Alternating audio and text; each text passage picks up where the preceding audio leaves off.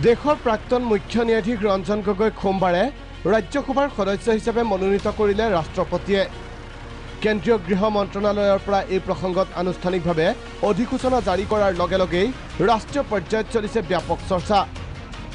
কংগ্ৰেছ নেত্ৰী সোনিয়া গান্ধীৰ পৰা আৰম্ভ কৰি প্ৰবীণ আইনজীৱীলৈ সকলোৱে বিষয়টোৰ ওপৰত ৰাখিছে নিজা নিজা মন্তব্য। বিৰোধীৰ মতে চৰকাৰক সহায় কৰাৰ পুৰস্কাৰ এয়া।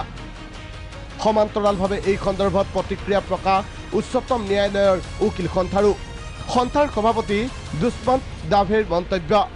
বিচাৰ বিভাগৰ স্বাধীনতাৰ যিখন আৱৰণ আছিল সেয়াও নাইকিয়া হ'ল। ৰাষ্ট্ৰপতি ৰামনাথ কোবিন্দৰ সিদ্ধান্তক আদৰণি জনাইছে শাসকীয় দলে।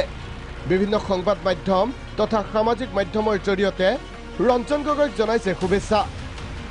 অসমতো প্ৰসংগটোক লৈ চলিছে চৰ্চা, কংগ্ৰেছৰ সমালোচনা। ৰঞ্জন গগৈ ডাঙৰীয়াক যিটো ৰাজ্যসভাৰ MP মনোনীত কৰিছে তাৰ কাৰণে কোনো ইয়াত কণ্ট্ৰভাৰ্চি হ'বৰ প্ৰয়োজন নাই, হোৱা উচিতো নহয়।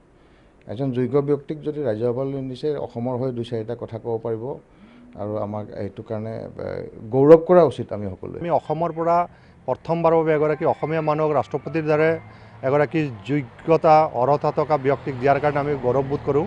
আৰু নিশ্চয় আমি ভাবোঁ যে গোটেই পাৰ্লিয়ামেণ্ট ছিষ্টেমটোত ৰঞ্জন গগৈৰ দৰে ব্যক্তি যেতিয়া তাত অংশগ্ৰহণ কৰিব তেতিয়া নিশ্চয় অসমৰ ৰাইজে বহু কথা ইয়াৰ পৰা আশা কৰিব পাৰিব।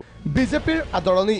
অসমৰ কাৰণে ডাঙৰ অপমানৰ কথা, অসমীয়াৰ কাৰণে ডাঙৰ অপমানৰ কথা আৰু ভাৰতবৰ্ষৰ যিটো গণতন্ত্ৰ বা ন্যায়পালিকাৰ কাৰণে এটা অপমানজনক কথা যে ভাৰতবৰ্ষৰ সৰ্বোচ্চ ন্যায়ালয়ৰ মুখ্য বিচাৰপতি মাননীয় ৰঞ্জন গগৈ দেৱক ৰাজ্যসভাৰ কাৰণে ভাৰতৰ ৰাষ্ট্ৰপতি মহোদয়ে মনোনীত কৰিছে। এনেবোৰ ক্ৰিয়া প্ৰতিক্ৰিয়া চলি থকাৰ মাজতো অৱশ্যে এতিয়ালৈ কোনো মন্তব্য আগবঢ়োৱা নাই প্ৰাক্তন মুখ্য ন্যায়াধীশ ৰঞ্জন গগৈয়ে।